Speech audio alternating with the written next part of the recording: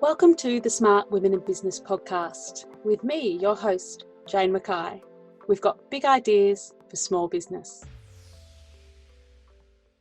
Hello and welcome to the Smart Women in Business vlog and podcast. Today I'm talking to Ilana Kosakiewicz, one of Australia's leading kinesiologists, energy coaches and yoga and meditations teachers. Ilana is a whole food lover and entrepreneur with a past life spent working in the corporate world as a CPA accountant, never picked that. Ilana's own health journey with chronic fatigue and autoimmune disease taught her that slowing down, finding moments of stillness, living in the now, and listening to your body's inner wisdom and intuition are not just important, they are essential. Originally from Gippsland, Ilana is passionate about teaching women to live in alignment with their innate cyclical energy, menstrual cycle, and the moon. She helps women shift their energy and take back their inner power and self-care rights by making themselves the number one priority. Welcome, Ilana. Yay! Yay! Thank you so much for having me. I'm excited to be here. It's very exciting to have you here. I've known Ilana from around the traps on the interwebs for a little while, so it's a real pleasure. I absolutely love kinesiology, so I'm excited to talk to you about that, your total zone of genius. But tell me about your business journey, because I never knew you were a CPA and how you got to where you are right now. Yeah, so obviously in high school, what are you going to be? I don't know. When you grow up. I had no bloody idea what I wanted to do in high school, but I love numbers and I love reconciling things, and I still do. I still love zero. I still love doing my accounting side of my business. That'll probably never change. It just wasn't what I was passionate about. And I was very, very good in the corporate, I was great at connecting people in corporate and getting processes and systems in place, but it still really wasn't what my heart wanted. So high school, I was like, all right, let's do accounting. I ended up getting a traineeship actually in the energy sector. I worked for Loyang Power for 12 years. Which is in Gippsland. Yes, you and I. Gippsland. I'm not from Gippsland. I'm from Melbourne, where you are now, but I now live in Gippsland. Yeah, so and I did my degree part-time. So I worked full-time and did my degree part-time. So I studied for 9-10 years, did my CPA, AGL brought Loyang out, and I was like, you know what, I want to move to the city. I was single.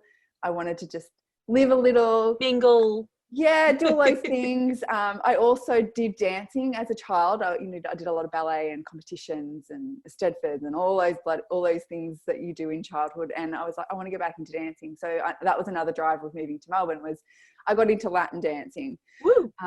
Yeah, and you can't do dancing for adults in Gippsland. That's one downside of living in the country, is there's not that accessibility to some of these lifestyle things that I was craving. So I moved to the big smoke, started working for AGL, and I had this sore ankle that I couldn't heal. I'd tried physios and different doctors and all these things. And a friend said to me, go and see this kinesiologist. He is a kinesiologist. Go and see this chiropractor. He's actually a chiropractor and he did applied kinesiology. I think he might be able to help you, because they wanted to sort of, with my ankle, give me surgery. And I was like, no, I don't want to do that. Anything but that. Yeah, because I was, I've had cortisone injections, nothing was working. Anyway, I saw this chiropractor. He did this applied kinesiology muscle testing thing. Which just feels like magic the first time you go, what? What are they doing? What are they doing? He'd give me a few supplements and things as well, and my ankle got better. And I was like, mind blowing, what the hell just happened? It's bizarre. Yeah. When it first happens. Obviously he dealt more with the physical aspect of the body. Applied kinesiology, if you go see a chiropractor, they quite often is just the more physical. They don't usually get into the emotions or the spiritual side. So he's like, I think you should go and see. He had in his clinic a lady who did more the holistic everything as well. And so I went and saw her, and again, whoa, how did she know about that stuff that happened to me back when I was a child, or this and that? I don't know this person. Anyway, I got curious and started studying. I was working full time. I was probably very burnt out but I was a go-go person. I didn't like to stop, dancing too much, socializing too much, working too much, but my body was crashing. And so I started studying kinesiology, and then within 3 months, chronic fatigue had hit him completely. No. It's like the universe said, you can't study this stuff. Start learning all this stuff about the body and energy and looking after yourself, and you're doing the complete. Here, go and sort your life out. Don't. I mean, I love the universe when it does that sort of stuff, but I'm like, you don't have to prove it to me so strongly. It was a lesson I had to learn. And so I started studying kinesiology, and I got sick with chronic fatigue. I had 12 months off work because it was actually really severe, and I didn't realize I was as bad as I was. Turns out I also had Lyme's disease, which in Australia isn't really recognized. Yep. And so I kind of had a year and a half where I really just sort of looked after me, was studying still my kinesiology. And then I created my kinesiology business. Yay. And it just went from there. So 2017, I think it was, where I sort of, after I finished studying, I was like, because sometimes you go into studying a holistic modality and you're like, is it just to study it, or is it actually to do more? And I was like, no, I actually want to help people. And so that was my journey. And then I started seeing some clients in Gippsland, which I still do, because there, at the time, 4 or 5 years ago, whatever it was, there wasn't that many practitioners down there. There's a few more now, which is lovely. And I was living in North Melbourne, so I started in North Melbourne. Now I'm Bayside in Melbourne, and I still go to Gippsland. Was going every month. I'm kind of changing it to almost every 8 to 10 weeks, just because kinesiology isn't an easy modality either to it's not very mobile. If you can see all this lovely stuff behind me, I have to pack a lot of it into suitcases. And it's a lot of energy and effort. But because of COVID, and I'd already started doing this before COVID, I actually work online as well, because energy is universal. It is. You do not have to have a physical body in front of you in order to heal or shift the energy or come back to equilibrium or harmony. You can do it over the lovely web. Over the internet. That was kind of my business journey, and kind of got me to where I am right now. And yes, now I do see children, and I do work with some men as well, but predominantly working with women around taking care of themselves, listening to their inner intuition, prioritizing self-care, because literally my burnout story was putting everyone else and work first for 30 years, because I hit rock bottom at age 30. And really starting to work with the energy of the menstrual cycle and the moon. More the moon, obviously, if you're not bleeding anymore, but they kind of go hand in hand a little bit. So because a lot of women, we're not taught how to basically create businesses or live in alignment with this inner wisdom that we have. And this is why a lot of women get burnt out, because every week of our cycle is different. And we don't have a 24-hour energy cycle. It's 29 or whatever your menstrual cycle, energy cycle. It's not the same every day like men. No. But our society and our businesses are quite often built on this concept of 24 hours, and that we should be the same every single day. But we're not. No, we're not. I say to my husband, must be really nice to wake up one mood every day, all the time. And he goes, yeah. It's only their testosterone, really. No, they've got testosterone. Like, they do have obviously a little bit of estrogen. Yeah. But they really just have testosterone rises like the sun, and it goes down like the sun. Yeah. We don't do that. No, we don't. People go, well, like, why are you so tired today? I don't know, mate. I just am. And it can be day 25 of my cycle, and I'm about to bleed. That's probably the answer. I'm feeling quite tired. Leave me alone, It's like, I always know when my period's coming, because the day before, because my cycle's very irregular, the day before, I always want to divorce my husband, like 100% of the time, every time.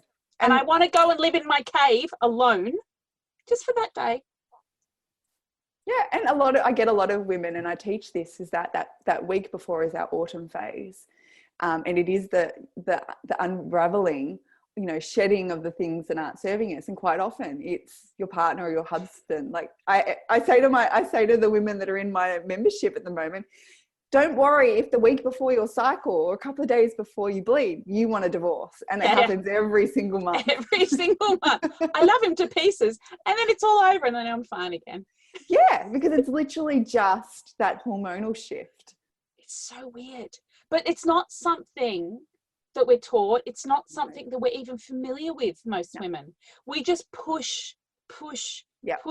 And that's why we get into that burnout. Yeah, because as I was saying, every single week we have a summer that's mid-cycle. Then we have the autumn, which is the week before we bleed. We have winter, which is the bleeding week, that's menstrual week. And then the spring is the week when we're coming out of it, you know. And yet you start to have this. So you have 2 yin feminine weeks and 2 yang masculine weeks. So your spring and your summer is, you know, when you should be posting on social media, for instance, or creating an event, or scheduling your social media, or not. We're not doing it at all. But when we work in alignment with what our energy is doing and where we are in our business, boy, can we be really efficient. And then knowing that, you know, maybe the PMS week I'm kind of finishing up projects and allowing ourselves to just, you know, complete projects and tasks that haven't happened, or read that blog, or go to bed a little bit earlier. And then when we're bleeding, we kind of perhaps not completely, I actually have a day or two with it. I don't work around my cycle as much as I can, because mine isn't like a bang on 28 days, unfortunately. But the first 2 days of your bleed, we should be really compassionate. Like if you don't feel like doing something, don't do it. Do it in summer and spring. Hey guys, you have the permission. energy to push through. Permission granted. Yeah. So it's really important, especially as women in business. And, you know, if you are a mother, and I'm going to be actually writing a program for teens around this work, is that we weren't taught from a young age that we do bleed. I mean, well, our menstrual cycle, every week of our cycle is a different energy, and that we should be doing different things, or not being so hard on ourselves, because we are our own worst critics. 100%. Yeah, we are. Shocking. And then quite often, if, you know, we're not thriving in our business, it could be because you have this blockage around your energy flow. And, you know, a lot of women who come and see me quite often, they are like race horses. They're just, and it's like, you can't thrive in your business if all you're ever doing is not taking care of yourself, not listening to your inner wisdom. And, you know, that back pain is actually because, you know, you don't have support structures that you're needing to thrive. Because when we have high vibe energy and we're feeling energized and things are flowing, that's when we create things. You know, because everything in life is a source of energy and a frequency and a vibration. But if we're always feeling tired or pushing or feeling stressed, then we're blocking that new flow of income or, you know, new clients or whatever it is that you're doing in your business. So it's really interesting when we sort of work with this concept of energy. It is. I mean, and it's interesting that you say that, because I noticed that I had peaks and troughs in my energy, and I usually associate it with the moon. Yeah. I know that a couple of days before the full moon, everything gets a bit hinky, and then it's like a big release when the full moon happens, and I'm like all cool and on track again. But I'd never associated it with my menstrual cycle. Why? Don't know. Because it's not something we talk about. Yeah, and these topics are topics that we, you know, traditionally we're like the bread and butter of, you know, the tribe or the community. But as Western society, we've lost a lot of that knowledge. And I mean, it's slowly starting to come back now, because, you know, we're moving into age of Aquarius, like, you know, like moving more into the divine feminine, because really we do need to honor the energy of the moon. And so, yeah, the moon and the menstrual cycle are quite often linked. It depends, because obviously not everyone bleeds on the full moon or the new moon. It shifts and changes. And the moon cycle is not exactly 28 days. No. It's roughly a 29-ish. Yeah, as I've And learned the same with your menstrual cycle. Some women bleed every 25 or 26 days, and some is every 35 days. And then some people are irregular, which obviously then there's other things going on that need to be dealt with, because our menstrual cycle is really tells us our health as women. So if you're not bleeding or it's irregular, then that's like a signal your body is telling you that something's not quite right too.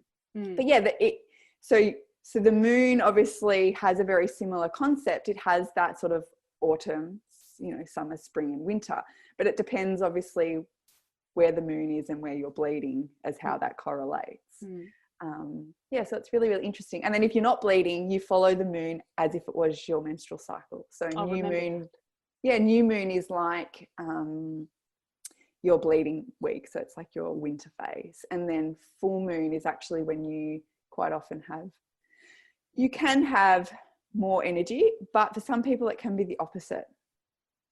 It's more like your ovulation phase. But every moon also is linked with a different zodiac. And if the planets are changing, like we've just come out of Mercury retrograde, that can all play. We have no retrogrades at the moment. Yay! No, we don't. Thank goodness. 9 weeks or something. Yeah. Because that can play havoc with because we're yin, linked with the moon. Moon is yin. So that's why we quite often feel the shifts and changes with the energy of the moon. Plus, the first calendar was invented for the moon, for us bleeding, which is really cool too. So I'm really passionate about teaching women these sort of old, traditional, ancient, I suppose, rituals or knowledge that we just lost. Yeah, just because of the medicalization of everything to do with the body, and I read a thing the other day that was like, why were we not listening to the witches? Why were we burning them? Why were we not burning the people that burned the witches? Because they were the holders of the knowledge and the ancient wisdom, and because of this overrun of power, masculine power, no offense to the men in my life, but because of the overrun of masculine power, we lost all that. And if we stayed living in this beautiful feminine energy, the world would look so different now. Well, yeah, I mean, it's like the beautiful quote, you give men knowledge, they keep it, and you give it to women and, they change the world. Yeah. oh dear. But I said to my daughter, Indigo, who's 10, so just on the cusp of all of this big change in her life, you and her brother, you are the generation that will change the world. Yeah. I have faith now that it's going to change now. So, right. So since the beginning of your kinesiology business, how has it evolved? So obviously you're focusing on menstrual cycles and that. How has your business evolved, and what are the signs to you that it was to change over the last 4 or 5 years? Yeah. So obviously I started, like with everything in business, like we start one thing and then we try it, didn't work, does work, don't really love it, want it, Yeah. I started just with kinesiology sessions, and if you don't know what kinesiology is, because a lot of people still have no idea what kinesiology is, it's basically muscle testing. So for those of you, tapping into your inner blueprint, your inner DNA, because everything you have ever done, said, your body remembers.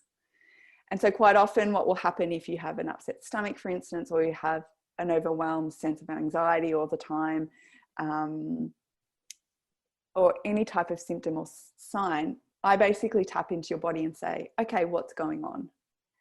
What is it that we need to bring this body back into harmony? Because the body always wants to find this equilibrium, this balance. It always wants us to be calm and relaxed and healthy. And when it's out of balance, it needs some guidance. And sometimes we need to go back in the past and heal some things, or sometimes it's something in the present. Sometimes it's related to meridian or a chakra.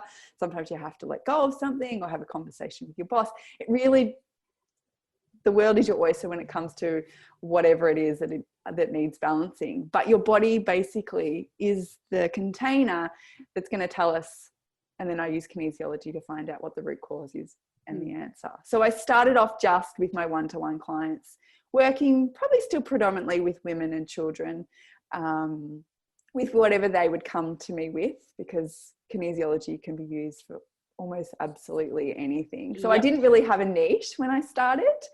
And even now, I probably, while I do work a lot with women and their self-care, quite often women come to me probably because they're burnt out and anxious, or their menstrual cycle has gone haywire, or their health has gone haywire, because that's quite often you end up with people who have had a similar journey to you. Yeah. Like attracts like. That's just how the world, that's just how energy works. When you describe your target audience, invariably you're describing yourself, by the way. Often. Because we want to help people like ourselves. We have an empathy. Yeah. You know, people like who couldn't sleep when, you know, like, because I had with my chronic fatigue, you know, I went through all this stuff where I wasn't sleeping, and then I had parasites that were really bad. I've had digestive issues that were really, really bad, and allergies. I had them as a kid, really bad, you know, food sensitivity. So, you know, then my menstrual cycle went haywire for a few years when I went off the pill and was sick. So like, yeah, I just get this influx, you get these clients that come to you. So starting with one-to-ones, and then I personally was doing restorative yoga as part of my own healing process. And I just fell in love with it, yin and restorative yoga and yoga nidra meditation. So that's what happened next. I went and became a yoga teacher. Yay! And learned did meditation training and learned about yoga nidra, because sometimes, while kinesiology is great, we still need to do the self-care aspect outside of our sessions. And so this was something that I could give to my clients, whether I was teaching or whether it was a weekly class. So it did start off with like weekly classes and teaching in yoga studios, which then went to like workshops and then retreats. And now I have my Alone Living membership, which is kind of encompassing a lot of everything. All the things, all the modalities. We do weekly online classes, rest and restore classes, and yoga nidra and meditation. There's women's circles, there's moon circles. I give a lot of information about the menstrual cycle and aligning it, and how you can work more in harmony with the seasons and the moon, and then energy tips and all and above. So that's kind of my journey. I just you kind of get one thing, start one thing, and then it leads to something else, and then leads to something else. So it's been a really beautiful, just sort of synchronizing flow, I think, for me, a natural transition from just one-to-ones to, you know, workshops and retreats, and now into my membership. So that's the freedom of being working for yourself, isn't it? Yeah, well, you do have the freedom to be like, I love this and I love that, and I'm just going to sort of create a mix together. Yeah, and because you get to a point with one-to-ones where you can only see so many people. And so I really started my membership this year because I don't have to be just in Gippsland or just in Melbourne. And the same with my online sessions. Like, it's now universal. Yeah. If you love what I do and it's your thing, then you can access me anywhere. Yeah. And I think it's interesting because I've spoken to you previously about my daughter's, my kids' I have a chronic digestive condition. And a kinesiologist was the first person who ever picked it. Indigo was 4 weeks old, and we call him the wizard, but anyway, he put his hands on Indigo and said, this child has a digestive problem. And we're like, whatever, crazy old Bernie. Turns out he was right. So I'm like, I think I need Ilana in my life because none of the kinesiologists down here deal with digestive. So it's really interesting now. I think this 2020, the year that has forced a lot of us to look online for things that we would traditionally go, oh, I have to see this person in person. And because, as you say, energy is universal, it's forced a lot of businesses to evolve online. And it's great because people like me who are rural, I don't have to drive 3 hours to come and see you now. So that's amazing. Yeah. And, like last night, we actually had our monthly women's circle. And a lot of them were saying, I'm so grateful. I had people in Inverloch And, you know, there's one in the US and, you know, like, they're like, I'm so like, COVID obviously, you know, it wasn't pleasant for a lot of us, but there's a lot of good that came out of it where we can connect regardless of where we are. Like, I mean, I'm used to working online, but it really has opened up a lot more clients to being, okay, you know, I can do Zoom, I can work out the tech, because tech can be a real barrier to people. And they realize that they can form genuine human connections through video and through Zoom and through having the conversations with people. So, and you can be, you know, I've done joint meditations on a Zoom. Slightly weird the first time you do them, but you get used to just sitting there and almost feeling vulnerable, I think, when you meditate, because it is such an inner thing that I think everyone's in their own space, that it doesn't matter. You know, you don't feel self-conscious after a little while. Yeah. And I mean, it just depends on the facilitator sometimes. And the beauty with Zoom or whatever, you know, tech device you're using for joint classes is you can turn your camera off. Turn off video. I never remember to do that. I'm just sitting there with my eyes closed, possibly drooling. So obviously your energy demands in your work are quite high, and then you've had a chronic illness. And so how do you manage your life as an entrepreneur and the demands of that? Yeah, well, obviously I've learnt through my own past. And, you know, it's sometimes it's interesting, like you go through a chronic fatigue episode or an illness episode or a burnout or whatever it is that happens, because everyone's journey is a bit different. Yeah. But it's really easy to eventually sort of, oh, I'm getting to that place again. But for me, I start my day giving to me. Like, and as women, because a lot of women are mums or wives, you know, or they're looking after sick parents, you know, we're nurturers, we're givers. Give to you first. Even if it means getting up half an hour earlier, which some of you might cringe. I'm a morning person, so it doesn't bother me at all. And if you're not a morning person, maybe it's like, you know, last thing you do at night time. But whatever it is, I found is just find some time in your day, make it that non-negotiable and give to yourself. And it doesn't have to be a lot of time. So mine is usually, I do like a 10-minute meditation, or I'm just journaling a few things like gratitude, because it's just one thing I found that it fills my cup. Yeah. And then I quite often walk in the morning, because not only does, I'm looking out the window while I'm doing this, the light first thing in the morning helps to get your circadian rhythms going. Yeah. So if you have issues with sleeping or getting up in the morning, get outside, because it will naturally get your cortisol levels going, that wakes you up. So that's a tip as well. So I find if I walk in the morning, I am prone also to anxiety at times. It just keeps that at bay. Yeah.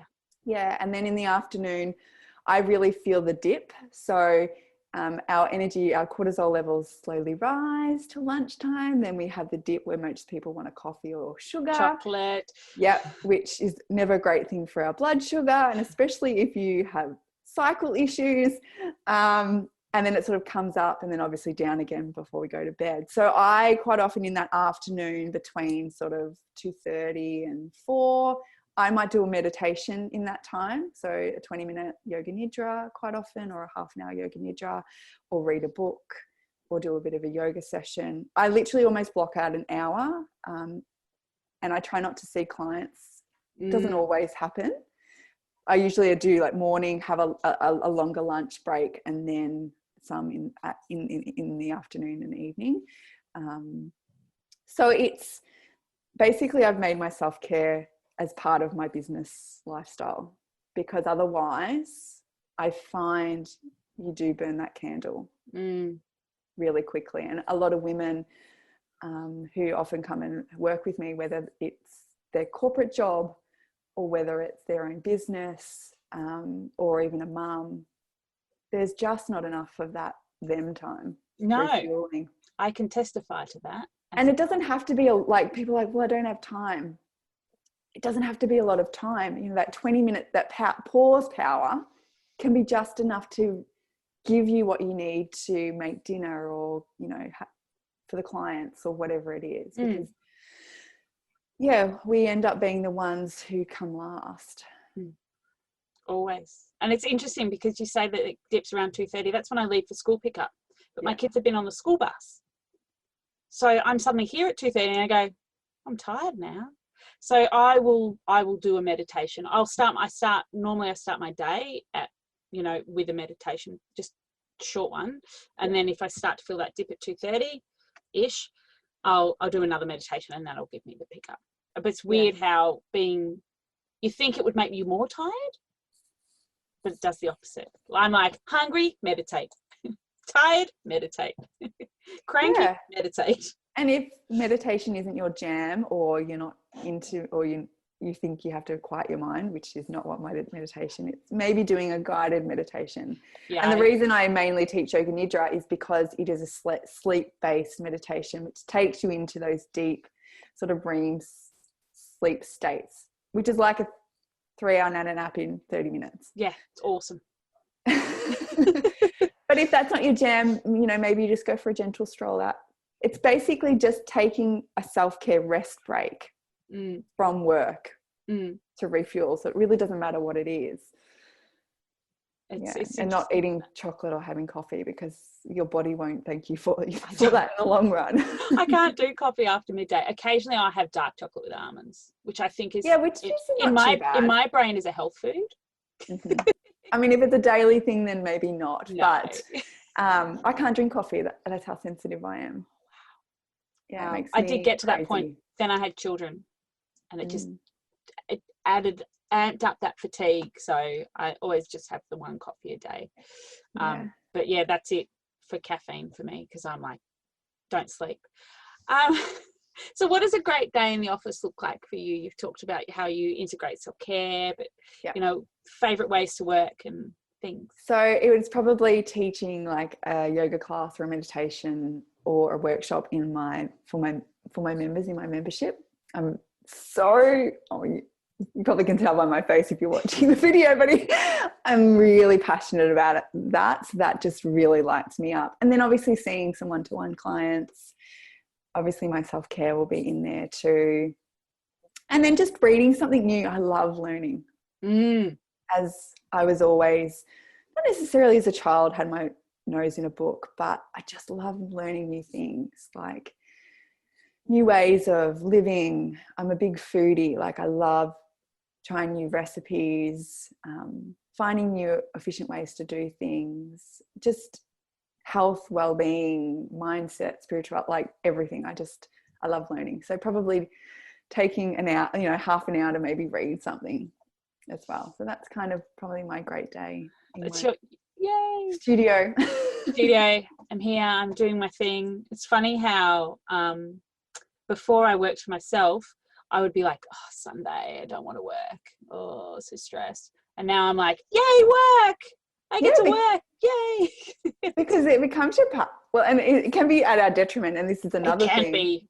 Because we love what we like. I've had to create very healthy boundaries. And this is you're probably very similar, because you do love what you do. That, I'll just work this Sunday, or I'll just do this on the Saturday. Just a couple of hours. Yeah. And your family don't see you all day because you're like, what's I'm all right. No, I'm all right. They're like, can we do something? Yeah. Boundaries are key.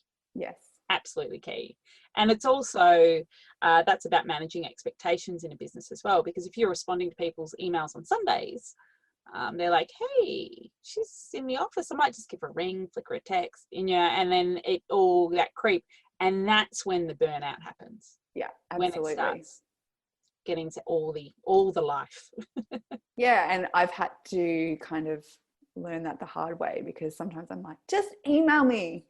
You know, like with my clients, if you ever got any issues, just email me or just Facebook message me. And then the next thing I know, you are just stupid hours of the day. Boundaries, big one. Boundaries. And as women, I feel like we need to be tougher on them, even more so, because we quite often have the burden of not only our businesses or our careers, we have it at home. which is why the self-care I always put in my day, because otherwise it would never happen. I was listening to a podcast that was not related to women necessarily. Tyson, I can't remember, but he wrote Sand Talk anyway, and I want to read this book. He's an Aboriginal guy, and he's telling all these stories anyway, and he was talking about how frustrating he finds it that school is now in home, and that was like the last place that women had where they could relax, and it was their sanctuary. And he's like, now we've got school there, we've got work there, and it's like it's just adding these burdens onto women in what was their sort of their one place where they could be like, oh. And now it's like I've got to turn up on Zoom. But it's really interesting to hear it from a man's perspective. Anyway, completely off tangent. I love that. It was on Big Ideas with Paul Barclay on Radio National. It'll be on their podcast with Tyson. I can't remember his name. Sand Talk. Yes, Sand Talk. I keep saying sand lines because I keep getting song lines and Sand Talk mixed up. Anyway, very interesting man. Very funny. So what tools do you use in your business to help you be productive? Well, you probably can guess one of them. Let me think. Zoom? Well, if we're talking actual business tools, yes, yeah. I obviously use Zoom. Zoom is life. Obviously, I'm a planner. If it's not on my to-do list, I'm a write everything down person. Me too. I just, that really keeps me on track. My business is structured in alignment with my menstrual cycle. That's probably my biggest productivity is I really give myself permission to not push myself a couple of days before my period and probably the first 4 days of my bleed. And that has worked so well for my energy. Like, I feel like if I don't do that, then I do struggle throughout the rest of that month. And when I do give myself that breathing space, I have so much more energy during the month. It's really miraculous. So that's probably a tool as well. So planning, to-do lists, and recently I have a VA. Yay. I haven't given her as much as I would like to yet, especially help with my Facebook groups, because I have a group for my membership and then I have a free group as well, and then my podcast. So just helping with some of the editing and uploading and those kinds of things. But you do get to a point where you realize you can't be a solopreneur anymore. And I think you are probably very similar. We've had that conversation. Yes, delegation needs to be done. And it's really hard for me because I'm a bit of a control freak. A bit. I am too. And I'm like, I want everything done a certain way, but it's about expectations, isn't it? Yeah. So they're probably my biggest productivity tools is, just, I don't think if you don't plan, you kind of just feel like you're going everywhere. Like I have a day for admin and social media and writing newsletters and those kinds of things, and then my client day. So I have days for things, and I find that if I just do them when they're supposed to be done, then I don't have anything to worry about. Yeah, plans obviously don't always go to plan. No, but having some kind of structure has, because I did when I first started, I just was doing things and it wasn't working. So. And I find you've got to be in the headspace for stuff. Like I block out Mondays and Fridays. Mondays I'm always a bit tired. Not that I do anything on weekends. Yeah, but you've had the kids. But I've got kids, And then Fridays I like to be really creative. Fridays is like peak creativity. And then I do client work. Like I'll do client work on Monday and Friday, but I don't do podcasts and I don't do one-to-ones and I don't do all the other things that I need to do in my business involving Zoom. I only do them Tuesday, Wednesday, Thursday. And I found that's really those boundaries and knowing that I've got a day either end where I'm not going to be right in and out of meetings. Like today I'm in meetings for 3-4 hours on Zoom and I'm like, and you've got to be like really focused. Yeah. So and you can preserve your energy. Absolutely. And I am actually shifting up I was doing clients like Tuesdays, Fridays, and some Saturday mornings and some Thursday afternoons. Whereas from April, Thursday, Fridays, and Tuesday, Saturday mornings are my client days, because because I now do have a podcast and I have the membership. Like that all has to be slotted in somewhere too. Mm-hmm. And I'm more like, these are like admin that sort of work, and because it's a different energy than my client work, and you would probably find it similar. You know, I'm using a different type of energy. So yeah, it's I suppose knowing how you work and what energy needs what, and then slotting that into your weeks, and then for me also into my menstrual cycle, and for some of you maybe the moon. Well, maybe it wasn't the moon all along. But it's interesting that you used the word compassion earlier, and I think when we work for ourselves, we do have a tendency to push and push and push. And you do need to be kind to yourself. You do need to show yourself kindness and compassion. And self-care isn't just, you know, bubble baths and getting a massage. It is about going, all right, just go easy on yourself in terms of your energy, and work out ways to conserve your energy, because it's all coming from you. And we need to be kind to ourselves, and we're often not. Yeah, and a lot of women don't understand the difference between self-maintenance and self-care. I don't do any self-maintenance. Well, self-maintenance can be things like exercise and eating healthy, and that can take up a lot of energy, when self-care is really about nourishing what your soul needs. I do self-maintenance then. Exactly. Like the self-care is the compassion, maybe a bubble bath, you know, maybe just an afternoon to just breathe. Or read a book. Yeah, like it's the simple, without small guilt. Yeah, the simple, small, soul nourishing things. That's really self-care. Yeah. We've got confused because the word gets thrown out all the time. A lot of what we're doing is self-maintenance, which takes energy.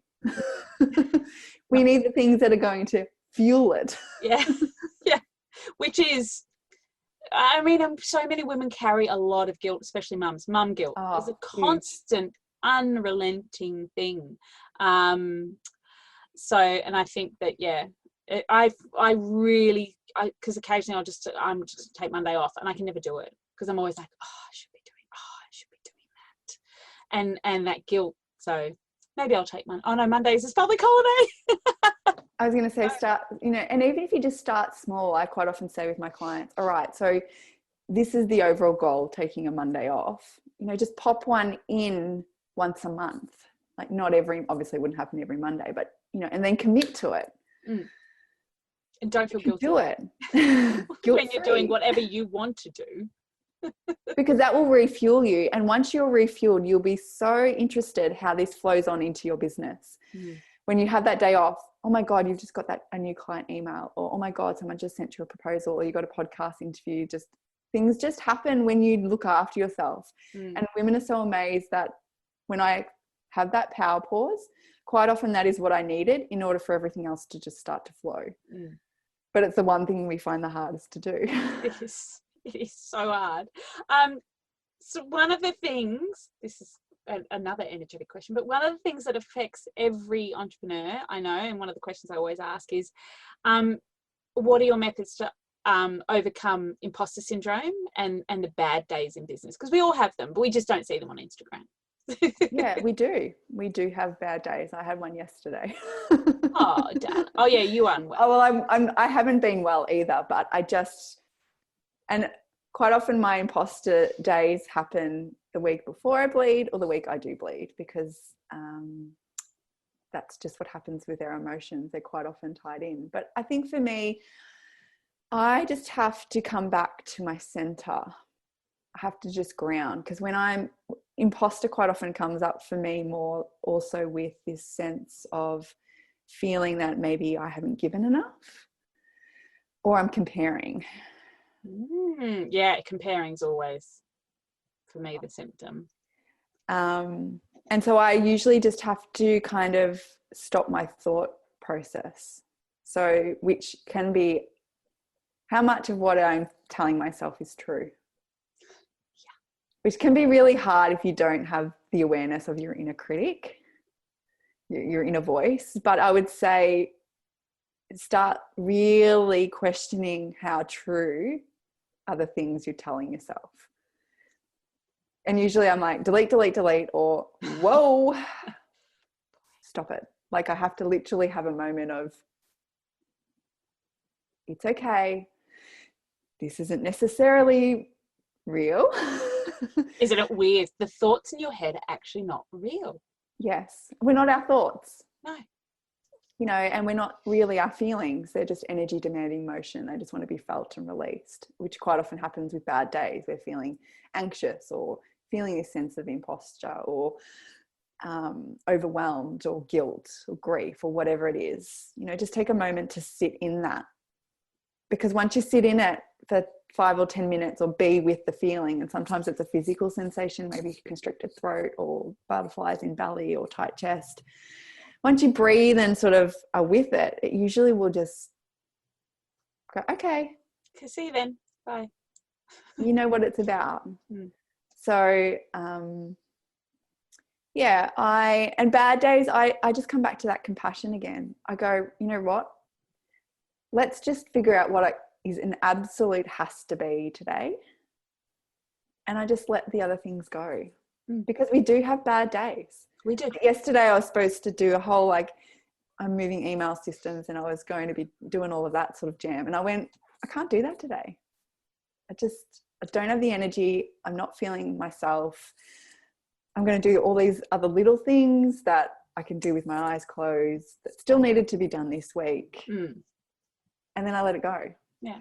And then that's it. Went on the couch and in the afternoon and, you know, watched an episode of Netflix and just sometimes that's what we actually need to do. Yeah, we do.